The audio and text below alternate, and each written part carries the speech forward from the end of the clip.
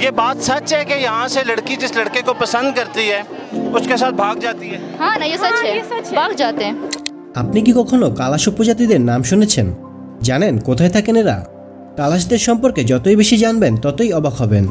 সেখানকার মেয়েরা পরীর থেকেও বেশি সুন্দরী। পাকিস্তানের উত্তর পশ্চিমে রয়েছে খাইবার পাখতুনখোয়া প্রদেশ। সেই প্রদেশে আছে হিন্দুকুশ পর্বতশ্রেণী, যাকে গ্রিকরা বলতেন ককেশাস ইন্ডিকাস। সেই হিন্দুকুশ পর্বতশ্রেণীর দুর্গম এলাকাটি পৃথিবী থেকে প্রায় বিচ্ছিন্ন।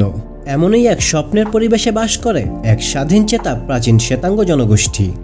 তাদের চুলের রং সোনালি, চোখের মণি নীল। এই মানুষদের সৌন্দর্য যেন একেবারেই আলাদা।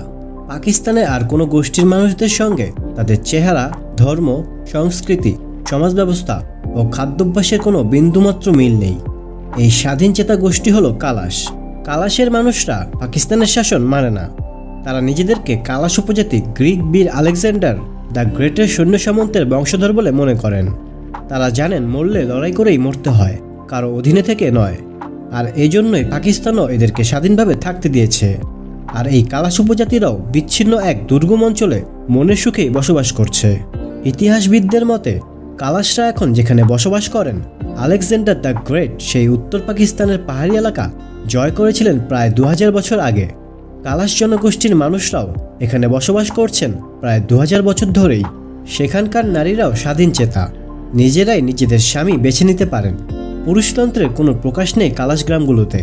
কালাশ গ্রামে নারী পুরুষের সমান অধিকার। কালাশ নারীদের স্বামী নির্বাচনের স্বাধীনতা যেমন রয়েছে, তেমনি রয়েছে স্বামী পরিবর্তন করার ক্ষমতাও। তবে আগের স্বামী নারীটিকে যা দিয়েছেন তার দ্বিগুণ দ্বিতীয় স্বামীকে দিতে হবে। মেয়েদের দ্বিগুণ যৌতুক দিতে হয়। এখানে ছেলেরা পণ নেয় না। স্ত্রী ছিনতাই করা হয় কালাশদের। এটাকে কালাশরা অপরাধ ভাবেন না। এক গ্রামের কালাশবধূকে ছিনতাই করে নিয়ে যায় অন্য গ্রামের কালাশ পুরুষ। একে ঘোনাদস্তর বলা হয়। কালাশদের বিভিন্ন উৎসবে এটাই স্বাভাবিক ঘটনা। সবে যৌবনে পা দেয়া ছেলেদের গ্রীষ্মকালে ভেড়া নিয়ে উঁচু পাহাড়ে পাঠিয়ে দেওয়া হয়। বেঁচে ফিরলে তাদেরকে নিয়ে বাদুলাক উৎসব পালিত হয়। এই উৎসবে সে একদিনের জন্য গ্রামের যে কোনো বিবাহিত, অবিবাহিত ও কুমারী নারীর সঙ্গে থাকবে এবং বাধ্যতামূলকভাবে সঙ্গম করবে। এর জন্য কেউ গর্ভবতী হলে সেটাকে আশীর্বাদ বলে মনে করেন গ্রামের সবাই। নারীরা ঋতুমতী হলে বা সন্তান জন্মের সময় তাদের গ্রামের প্রান্তে বাসালেনি নামে একটা ঘরে থাকতে হয়। 2014 সালে নিউ ইয়র্ক টাইমস লিখেছিল, কালাশ মানুষদের ডিএনএ বলছে তারা প্রাচীন ইউরোপীয় জনগোষ্ঠীর বংশোদ্ভূত। কালাশ শিশুদের শরীরে বইছে গ্রিক রক্ত। কালাশ নারীদের কেমন লেগেছে তা আমাদেরকে কমেন্টের মাধ্যমে জানাতে পারেন। বন্ধুরা, ভিডিওটি ভালো লাগলে অবশ্যই চ্যানেলটি সাবস্ক্রাইব করুন এবং পাশে থাকা বেল আইকনটি বাজিয়ে দিন, যাতে করে পরবর্তী আপডেটটি মিস না হয়ে যায়।